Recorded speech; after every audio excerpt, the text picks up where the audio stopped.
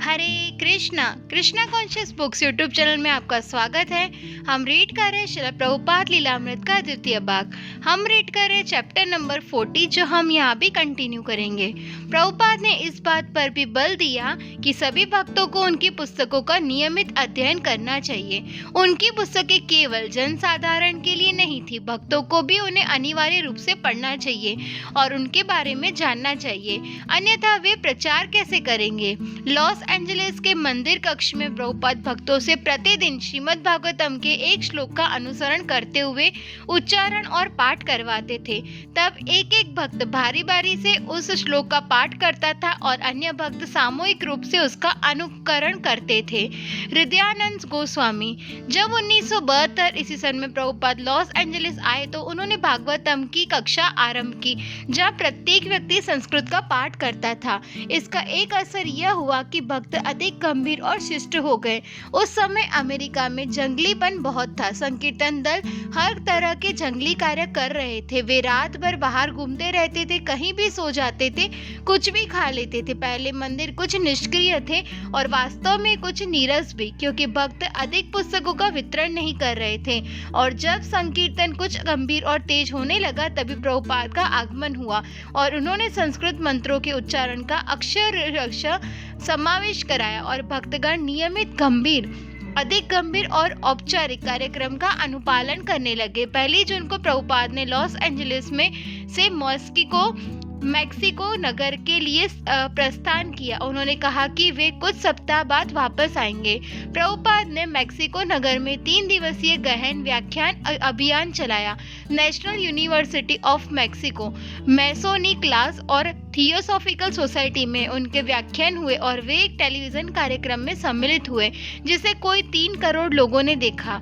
2 दिन लगातार उन्होंने मंदिर में दीक्षा समारोह किया। उन्होंने कहा कि मैक्सिको भारत के समान है, उसके लोग धार्मिक हैं और जलवायु शीतोष्ण है। जब वे चैपुल्टेपेक पार्क में प्रातः भ्रमण के लिए बड़े तड़के जाते, तब भी अनेक लोग मंदिर को उनके साथ लौटते। लोग उन्हें साधु पुरुष समझते और उनके आशीर्वाद की कामना करते। चित्त सुखानंद। रविवार तीसरे पहर मंदिर कक्ष में 500 से अधिक लोग थे। व्याख्यान के बाद श्रील प्रभुपाद अपने कमरे में अकेले चले गए और 500-600 लोग ने बृहद कीर्तन आरंभ किया। जय प्रभुपाद, जय प्रभुपाद, जय प्रभुपाद, प्रभुपाद, प्रभुपाद, प्रभुपाद उच्चारण कर रहे थे। वे बहुत अधिक भक्ति विलीन हो उठे थे और ऐसा लगता था कि मंदिर की दीवारें गिर पड़ेगी। मैं श्रील प्रभुपाद के कमरे में था और उन्होंने कहा, यह क्या है कीर्तन? वे बहुत अधिक शोर कर रहे हैं। मैंने कहा, वे आपके नाम का कीर्तन कर रहे हैं। और मैं नीचे यह देखने गया कि क्या हो रहा है। सभी लोग प्रभुपाद के कमरे में आने की प्रतीक्षा कर रहे थे। ऐसा लगता था कि वे प्रभुपाद के कमरे में भागकर घुस जाना चाहते थे ताकि वे उन्हें देख सके। वे उनका नाम लेकर चिल्ला रहे, प्रभुपाद, प्रभुपाद। अंत में श्रील प्रभुपाद के पास गया और बोला, प्रभुपाद, वे सब आपको देखना चाहते हैं। और प्रभुपाद ने कहा, अच्छा, उन्हें आने दो। इसलिए मैंने तुरंत उन्हें आने देने की व्यवस्था की। प्रभुपाद के कमरे में 2 दरवाजे थे, इसलिए वे बाएं हाथ के दरवाजे से प्रवेश कर रहे थे और दाहिने हाथ के दरवाजे से निकल रहे थे। पंक्तिबद्ध होकर एक के बाद एक करके एक लंबी परेड की तरह वे चलते रहे और प्रभुपाद से विभिन्न शब्दों में कुछ कहते रहे। अधिकतर लोग स्पेनिश में बोल रहे थे, कृष्ण कृपा मूर्ति, मुझे आशीर्वाद दीजिए, मुझे वरदान दीजिए। प्रत्येक व्यक्ति उनका शुभाशीष चाह रहा था। अंदर पहुंचने पर प्रत्येक व्यक्ति उनके सम्मुख नतमस्तक हो जाता था। प्रत्येक व्यक्ति अत्यंत विनयशील था। बहुत से लोग ऐसे भी थे जिनके नेत्र महान संत श्री प्रभुपाद को देखकर अश्रुओं से भर उठे थे। सब यही कहते, मुझे शुभाशीष दीजिए। प्रभुपाद ने पूछा, वे क्या कर रहे हैं? मैंने कहा, मुझे एक आशीष दीजिए, मुझे एक वरदान दीजिए। उनके हाथ माला की थैली में था और माला की थैली के बाहर की उंगली से वे उनकी ओर इंगित करते और कहते, हरे कृष्ण, और वे सब बहुत प्रसन्न हो जाते। प्रभुपाद कुर्नावाका भी गए और वहां के नगर के मैदान में हजारों के सामने बोले। श्रोता शांतिपूर्वक बैठे रहे और स्पेनिश भाषा में अनुदित उनका भाषण सुनते रहे। चित्त सुखानंद। ठीक उसी समय हमारी पहली पुस्तक कृष्ण भावना सर्वोत्कृष्ट योग पद्धति स्पेनिश भाषा में प्रकाशित हो चुकी थी और प्रभुपाद ने अपने भाषण के बीच हेहय दास को लाल जिल्द में बंधी उस पुस्तक की नव प्रकाशित प्रतियां लेकर आते देखा। श्री प्रभुपाद ने उसकी ओर देखा और अपनी पुस्तक को छपी हुई देखकर वे अत्यंत प्रसन्न हुए। वे भाषण के बीच रुक गए और बोले, आप में से हर एक इस पुस्तक की एक प्रति लेकर पढ़ सकता है। और लोग वास्तव में उस पुस्तक को लेने प्रभुपाद के पास पहुंच गए। हमारे पास केवल 50 प्रतियां थी और श्रील प्रभुपाद ने स्वयं ही उन प्रतियों को बेच डाला। लोगों ने श्रील प्रभुपाद से हस्ताक्षरित प्रतियों के लिए प्रार्थना की तो उन्होंने लगभग सभी प्रतियों पर अपने हस्ताक्षर कर दिए। मैदान में भाषण करने के बाद प्रभुपाद को एक होटल में भाषण करना था और उसके बाद कुर्नावाका के एक भक्त के घर जाकर प्रसाद ग्रहण करना था और विश्राम करना था, किंतु प्रभुपाद ने मेक्सिको नगर के मंदिर को लौटने का निर्णय लिया। वे लगभग 8 बजे रात में मंदिर पहुंचे। इस प्रकार सवेरे 8 बजे से लेकर रात के 8 बजे तक उन्होंने थोड़े से जल के अतिरिक्त कुछ भी नहीं खाया था। हमने उन्हें फल आदि देने चाहिए लेकिन उन्हें कुछ नहीं चाहिए था। जब वे अपने कमरे में पहुंचे तो उनके नेत्र चमक रहे थे और उन्मुक्त मुस्कान के साथ उन्होंने कहा, प्रसन्न रहने का यही तरीका है। कृष्ण के निमित्त पूरा दिन कार्यरत रहो। वे केवल एक प्याला गरम दूध, पूरियां और एक प्याला शक्कर चाहते थे। पूरियां उन्होंने शक्कर में मिलाकर खाई और प्रसन्नतापूर्वक आनंद के साथ दूध पिया। वे बोले, हमारा यह जीवन कृष्ण की सेवा के लिए है। दिन भर कृष्ण के निमित्त कार्य करो और रात में कुछ प्रसाद ग्रहण करो। लॉस एंजलिस लौटने पर प्रभुपाद ने फिर अपने आप को कृष्ण भावनामृत के निरंतर बढ़ते कार्यकलापों में पाया, किंतु उनका ध्यान फिर बंबई पर गया और उन्होंने गिरिराज को तार भेजा कि वह पट्टा शीघ्र से शीघ्र प्राप्त करे। प्रभुपाद का तार मिलते ही गिरिराज श्रीमान एन के पास गए और वहां एक और उलझन से उनका सामना हुआ। इकरारनामा पर प्रभुपाद के हस्ताक्षर हो जाने के बाद भारत सरकार ने एक कानून पास कर दिया था जिसके अनुसार श्रीमान एन को पट्टा पूरा करने पर 5 लाख का लाभ कर जमा करना था। श्रीमान एन के पास अभी 5 लाख रुपए नहीं थे और उन्होंने कहा कि इस रकम को इस्कॉन जमा कर दे और श्रीमान एन इसे पट्टे की देय राशि में शामिल कर देंगे, किंतु बम्बई इस्कॉन के पास भी इतना धन नहीं था। इसलिए श्रीमान एन ने सुझाव दिया कि या तो यह धन बैंक से ऋण लिया जाए या संयुक्त राज्य के इस्कॉन मंदिरों से मंगाया जाए। उन्होंने वचन दिया कि इस बीच वह भूखंड को अन्य किसी को नहीं बेचेंगे। गिरिराज ने बैंक से ऋण लेने का प्रयास किया, किंतु न तो कोई उनका जमानतदार था और न बैंक के साथ इतनी साख थी। वे संघ के कुछ आजीवन सदस्यों के पास गए कि वे कर्ज के लिए जमानतदार बन जाए, किंतु सहानुभूति रखते हुए भी उनमें से कोई भी धन जुटाने में सहायक नहीं बन सका। गिरिराज को श्रीमान एन की बात पर संदेह भी होने लगा। यद्यपि गिरिराज कानूनी मामलों में बोला था, लेकिन उसे श्रीमान एन के चरित्र और व्यवहार पर संदेह होने लगा था। आजीवन सदस्यों से बात करने पर गिरिराज को मालूम हुआ कि श्रीमान एन गैर कानूनी व्यापारिक हरकतों के लिए बदनाम था। जिस भूखंड का विक्रय अब वह प्रभुपाद को कर रहा था, उसे पहले वह सी कंपनी को बेचने का इकरारनामा कर चुका था और वह इकरारनामा इसलिए रद्द हो चुका था कि सी कंपनी नगर पालिका से उस भूखंड को टुकड़ों में विभाजित करने की अनुमति नहीं प्राप्त कर सकी थी।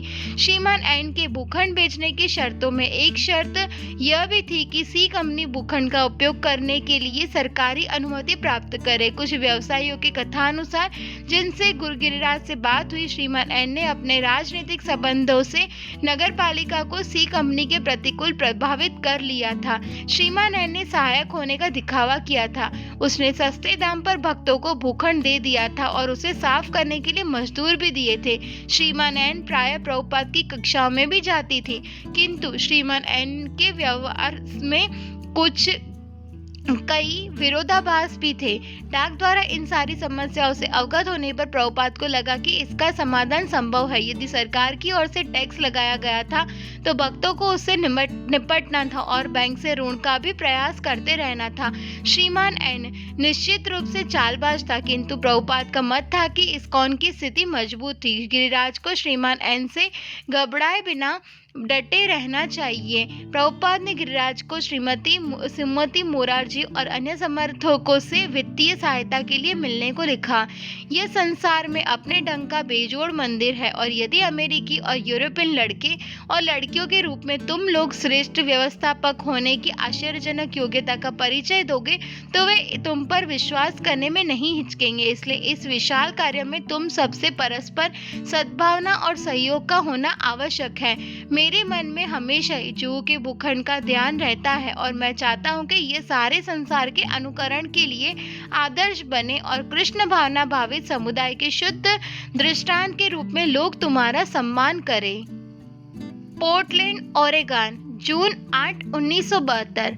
लॉस एंजलिस से थोड़े समय के लिए प्रभुपाद पोर्टलैंड गए, जहां पोर्टलैंड के अतिरिक्त सैन फ्रांसिस्को, सेटल और वैनकूवर से भी उनके 50 शिष्य उनसे मिलने को एकत्रित हुए थे।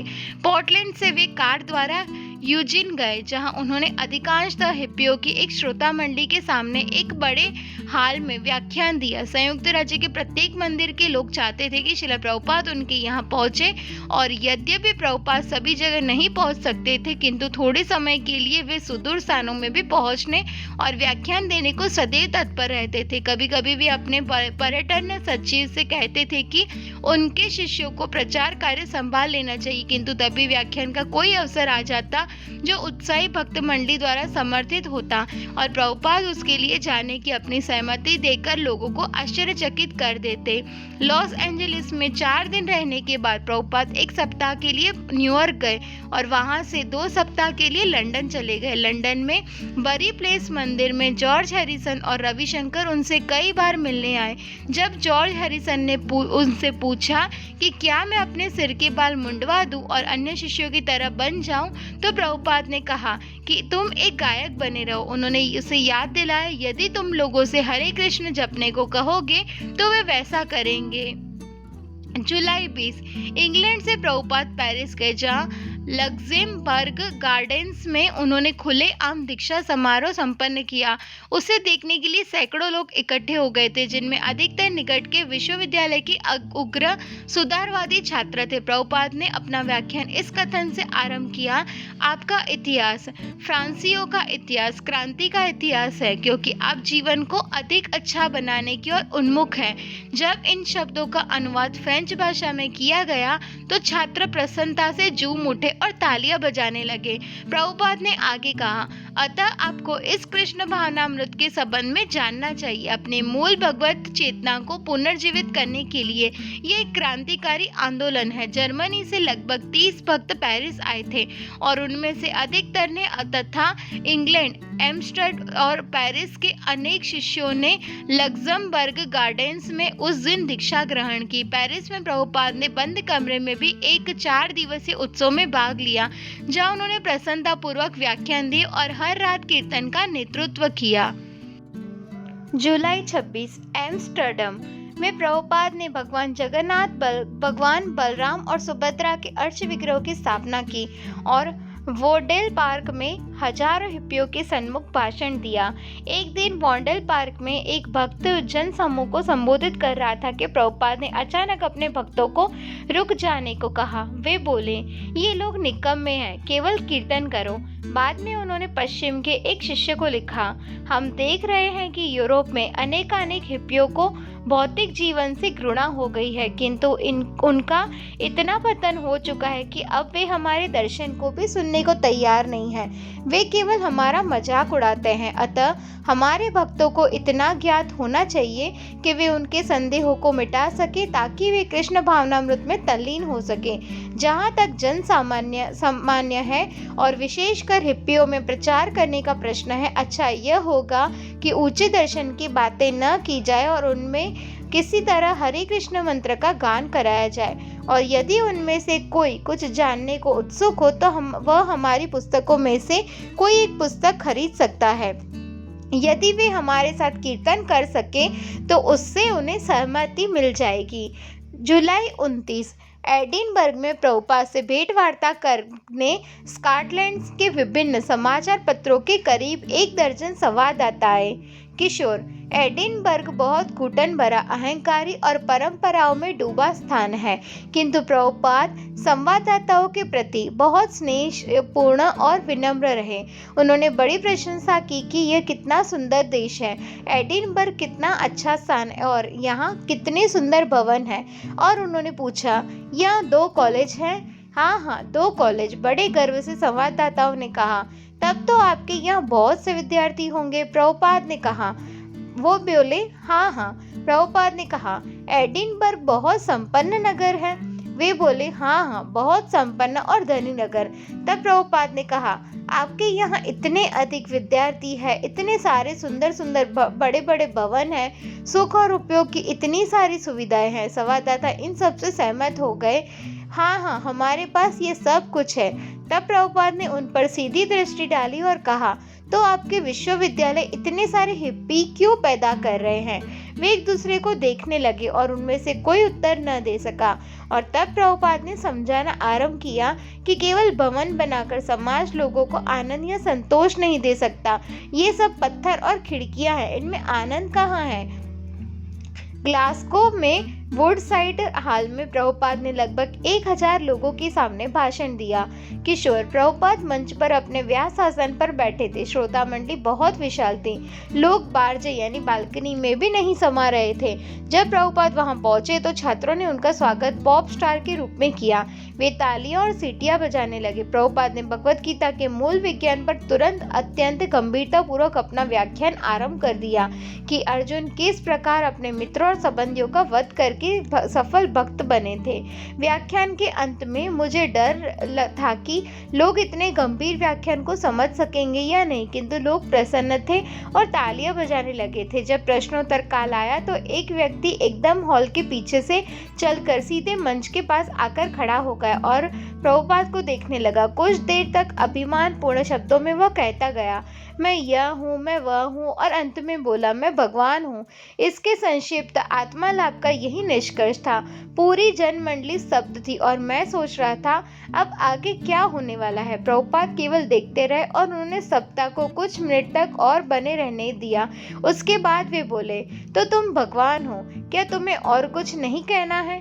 तुम भगवान नहीं हो, तुम कुत्ता हो। यह सुनते ही जनसमूह खड़ा हो गया और प्रसन्नता में झूमकर तालियां बजाने लगा। उस व्यक्ति ने प्रभुपाद की ओर मात्र देखा और उसके चेहरे पर मुस्कान प्रकट हुई। केवल उन शब्दों से उसे पराजय मिल चुकी थी। वह फिर हॉल के पीछे के भाग में जा पहुंचा और गायब हो गया। यह सबको उल्लसित करने वाला था क्योंकि सारा जनसमूह इन घटनाक्रम में सहभागी था। सबने अनुभव किया कि भगवान सस्ते नहीं है। तब हमने कीर्तन किया और जनसमूह में से हर एक ने नृत्य में भाग लिया। उस समय प्रवेश द्वार पर कुछ ढिलाई हो गई, जिससे ग्लासगो के इस क्षेत्र के निम्न वर्ग के छोकरे हाल में घुस गए और वे सभी नाचने और गाने लगे। कुछ ने मंच पर चढ़ जाने का भी प्रयत्न किया। प्रभुपाद भी कीर्तन कर रहे थे, इसलिए इन छोकरों ने प्रयत्न किया कि वे भी मंच पर चढ़कर प्रभुपाद जी की और चारों ओर इकट्ठे होकर कीर्तन करें। भक्तों ने इन गंदे छोकरों को मंच से नीचे ढकेलना चाहा, किंतु श्रील प्रभुपाद ने कहा, ऐसा मत करो, ये सभी बच्चे भक्त हैं, उन्हें कीर्तन करने दो। अंत में जब प्रभुपाद जाने के लिए खड़े हुए तो मुझे किसी यशस्वी व्यक्ति की याद आ गई। वे मुस्कुरा रहे थे और मंच से उतरते हुए अभिवादन में हाथ हिला रहे थे। सारा जनसमूह चिल्ला रहा था, नहीं नहीं नहीं, सब कहने लगे और। अगस्त 1, जब प्रभुपाद लंदन वापस लौटे और उन्होंने सुना कि सुमति मोरारजी वहां आ रही है, तो अपने शिष्यों के एक दल के साथ वे उनसे मिलने हवाई अड्डे पहुंच गए। उन्होंने जुहू में हरे कृष्ण लैंड और इस्कॉन बम्बई के आजीवन सदस्यों को लेकर एक न्यास बनाने की अपनी इच्छा के बारे में बात की। सुमति मोरारजी ने न्यास का अध्यक्ष बनने का स्वीकार कर लिया। उसकी नियमित बैठक हुआ करेगी जिसमें इस्कॉन बम्बई की परियोजना के प्रबंध के विषय में वह परामर्श दे सके। प्रत्येक न्यासी को परियोजना के क्षेत्र विशेष के विकास के लिए भारी अनुदान देना होगा। प्रभुपाद ने श्रीमती मोरारजी से मंदिर के लिए अनुदान देने को कहा। श्रीमान खंडेलवाल से वह पुस्तकालय के लिए अनुदान देने को कहेंगे और श्रीमान एन से 2 अन्य खंडों के लिए।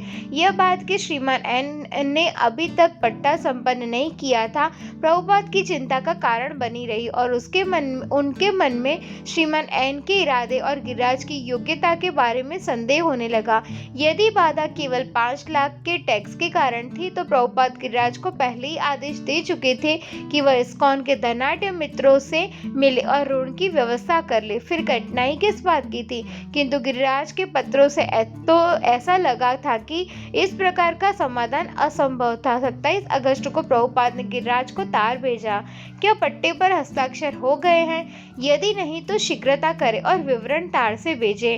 गिरिराज श्रीमान एन के पास फिर गया। यद्यपि श्रीमान एन के उत्तर का उसे पूर्वानुमान था, इस बार श्रीमान एन के एक और उलझन भी जोड़ दी। उसने गिरिराज को स्मरण कराया कि इस्कॉन ने अभी तक चैरिटी कमिश्नर यानी दान आयुक्त से अनुमति नहीं प्राप्त की है। इस्कॉन एक सार्वजनिक धर्मार्थ न्यास था, इसलिए कोई संपत्ति अर्जित करने से पूर्व उसे चैरिटी कमिश्नर से अनुमति लेना आवश्यक था। श्रीमान एन ने सारा दायित्व फिर इस्कॉन पर थोप दिया। चैरिटी कमिश्नर के कार्यालय में गिरिराज को मालूम हुआ कि लैंड के पट्टे पर हस्ताक्षर करने के 6 महीने पहले अनुमति के लिए आवेदन पत्र देना चाहिए था, जिसमें बंबई में गिरिराज और अन्य भक्तों के लिए भूखंड का यह मामला एक अत्यंत विषम समस्या बन गया था। न्यू वृंदावन, वेस्ट वर्जीनिया, अगस्त 30, 1972। जन्माष्टमी उत्सव को केवल 2 दिन शेष थे और प्रभुपाद का साहचर्य पाने के लिए 300 से अधिक भक्त एकत्र हो चुके थे। कृष्ण के आविर्भाव दिवस जन्माष्टमी के तुरंत बाद सदा श्रील प्रभुपाद का आविर्भाव दिवस पड़ता है और इस वर्ष इस पवित्र स्थान में प्रभुपाद के पास इतने भक्त एकत्र थे कि इस अवसर के विशेष रूप से शुभ माने जाने की आशा थी। प्रभुपाद राजी हो गए थे कि प्रतिदिन सायंकाल न्यू वृंदावन की बहुत सी पहाड़ियों में से एक के शिखर पर विशेष रूप से इस अवसर के लिए निर्मित खुले मंडप में व्याख्यान देंगे। व्याख्यान माला को भागवत धर्म पर प्रवचन नाम दिया गया और इन व्याख्यानों से प्रभुपाद ने अपने शिष्यों के सामने दृष्टांत प्रस्तुत किया कि वे देश के अन्य भागों में जाकर इसी तरह के उत्सव का आयोजन करेंगे। भागवत धर्म पर प्रवचनों और पुस्तकों के वितरण से कृष्ण भावनामृत आंदोलन संसार भर में अपने शुद्धिकरण प्रभाव में वृद्धि करेगा।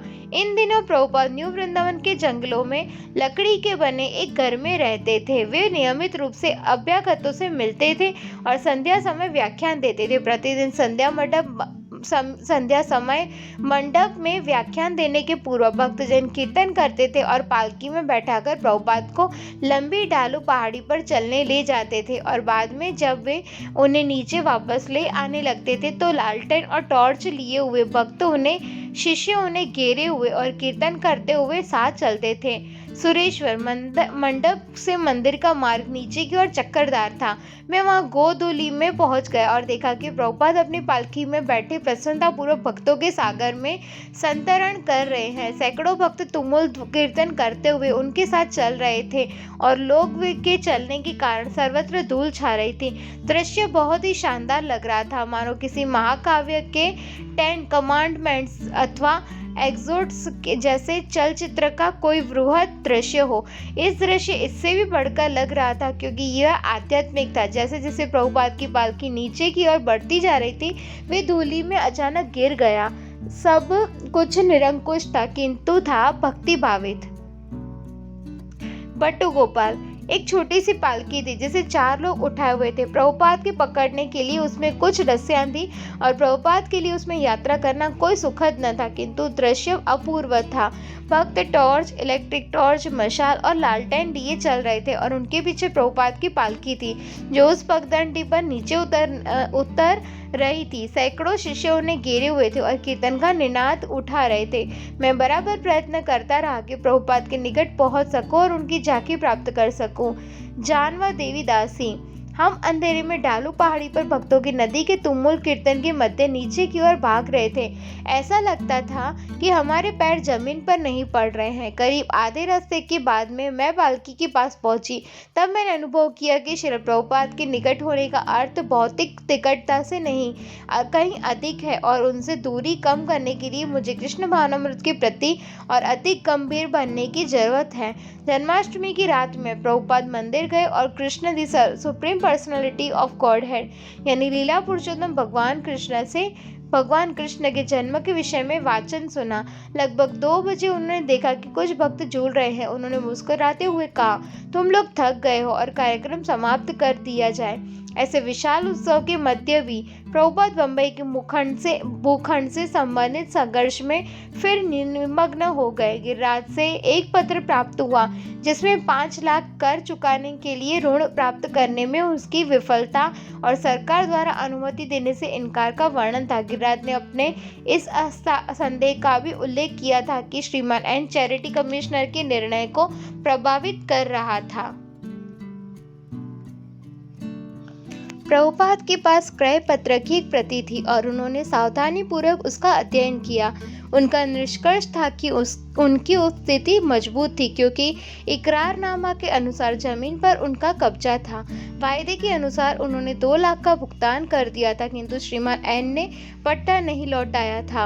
अब वह और धनराशि मांग रहा था और प्रभुपाद ने गिरिराज से कहा था कि उस धनराशि का भुगतान करके उसे पट्टा प्राप्त कर लेना चाहिए। जहां तक चैरिटी कमिश्नर की अनुमति का प्रश्न था, इसका कोई उल्लेख इकरारनामा में नहीं था। यद्यपि श्रीमान एन की चालों से गिरिराज घबराया हुआ लगता था, किंतु प्रभुपाद श्रीमान एन की इन चालों को केवल उसकी गीदड़ भभकी समझते थे। उन्होंने गिरिराज को तार भेजा, बैंक से गिरवी ऋण लो और एन को भुगतान करो। गिरिराज का कोई उत्तर आने से पूर्व प्रभुपाद ने एक और तार भेजा, तुम क्यों कहते हो कि पट्टा असंभव है? खरीद के इकरारनामा में हर चीज स्पष्ट है। इकरारनामा की शर्तों के अनुसार पट्टा तुरंत हो जाना चाहिए। अपने आविर्भाव दिवस की प्रातःकाल को श्रील प्रभुपाद पहाड़ी के मंडप में व्याख्यान देने गए।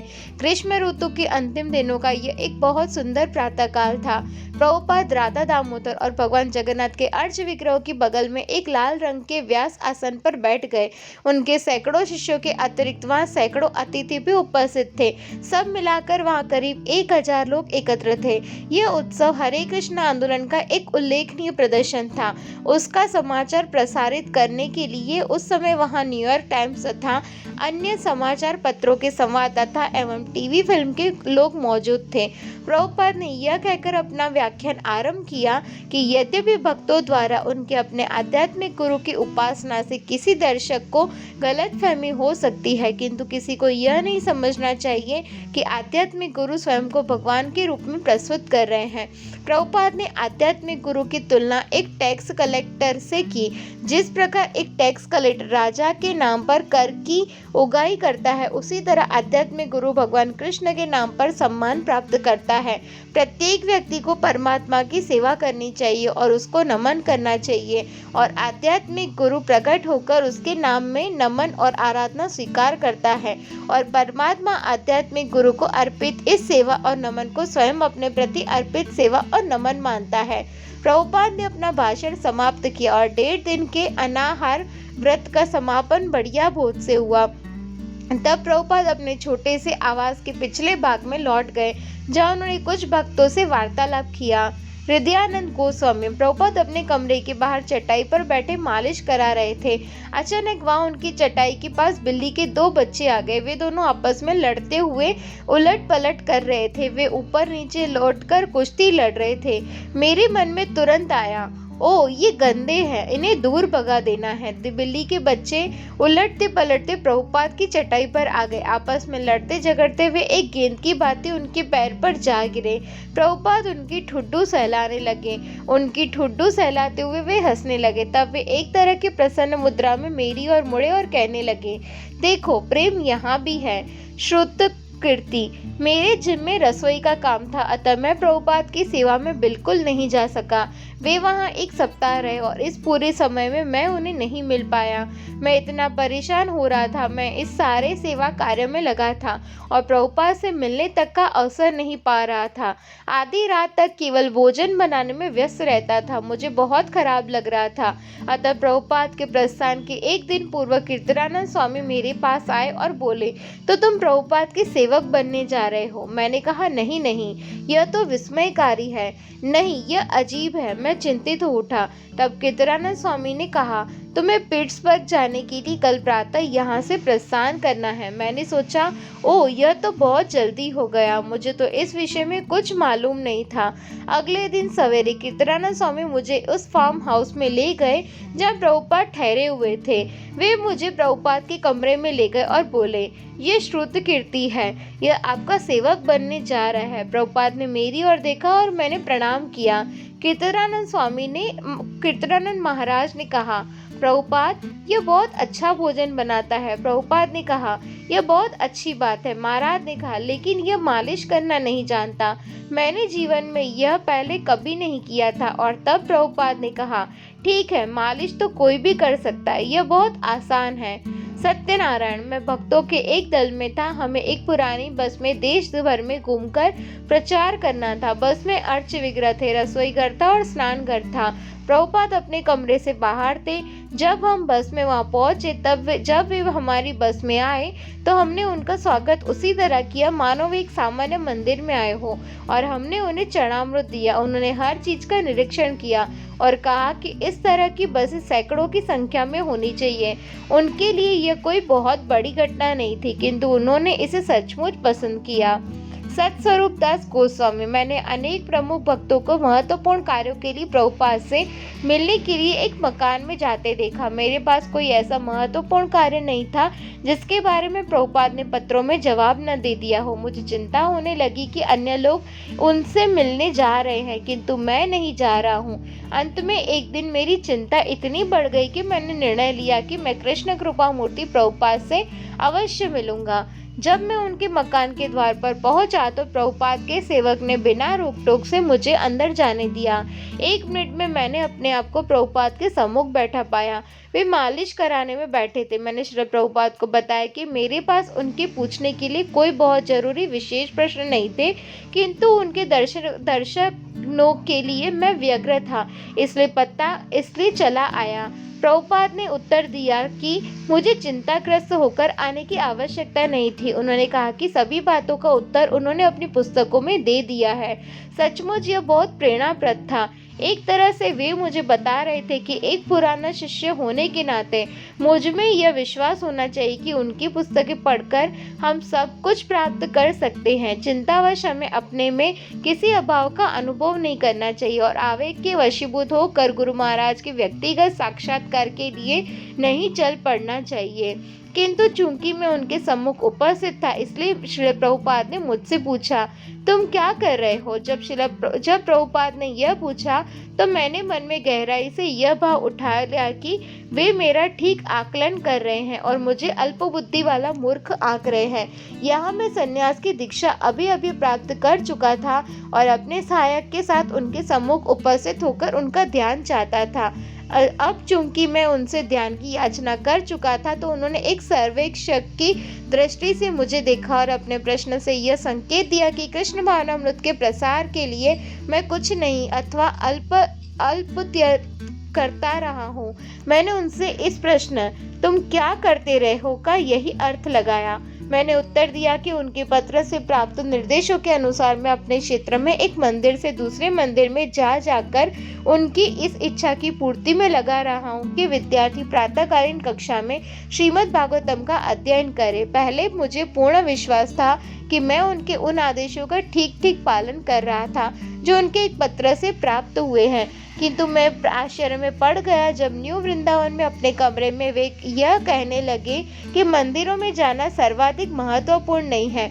उन्होंने कहा कि वे विष्णुजन महाराज के कार्य से प्रसन्न थे जो एक बस से प्रचार यात्रा कर रहे थे। मुझे भी वैसा ही करना चाहिए। मैंने तुरंत उत्तर दिया, तो आपका यह आदेश है कि मैं विभिन्न मंदिरों में जाऊं बहुत महत्वपूर्ण नहीं है, मैं भी बस ले लूं। इस पर प्रभुपाद चिढ़ गए और बोले, यह बात नहीं है कि चूंकि एक चीज अधिक महत्वपूर्ण है अतः दूसरी चीज कम महत्वपूर्ण हो जाती है। हर चीज महत्वपूर्ण है। ऐसा नहीं है कि चूंकि मैं कह रहा हूँ कि बस द्वारा प्रचार यात्रा महत्वपूर्ण है इसलिए तुम कह रहे हो कि मंदिरों में जाना महत्वपूर्ण नहीं है। कृष्ण का सिर महत्वपूर्ण है और कृष्ण का पैर महत्वपूर्ण है। उनसे संबंधित हर वस्तु महत्वपूर्ण है। हरे कृष्णा। तो आज का पार्ट यहीं तक। नेक्स्ट पार्ट में हम ये चैप्टर फिर से रीड करेंगे। वांछा कल्पतरुभ्यश्च कृपा सिंधुभ्य एव च पतितानां पावनेभ्यो वैष्णवेभ्यो नमो नमः। श्रील प्रभुपाद की जय।